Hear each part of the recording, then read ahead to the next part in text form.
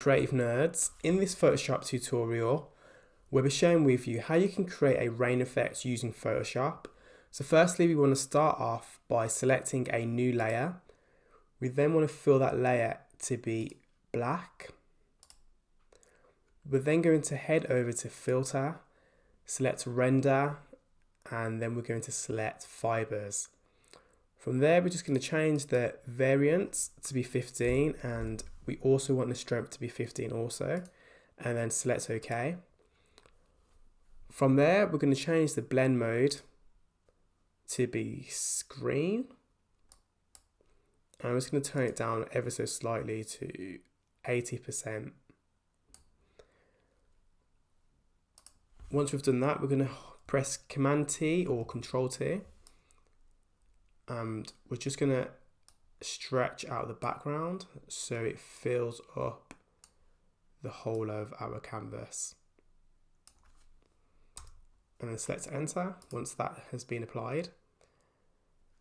We're then going to head over to Image Adjustments, and we're going to select Levels. That will bring up the Levels dialog box, and we want to change the settings to be 131 for the initial box, and then we want to change the second one to be 1, and then 255, and then we're just going to change the output levels also. So we're going to change that to, we'll go with 137, and then we're going to select OK. And then we're going to head over to Filters again and select Blur. But this time we want to select Motion Blur. That will bring up a Motion Blur dialog box. And then from there we're going to change the angle.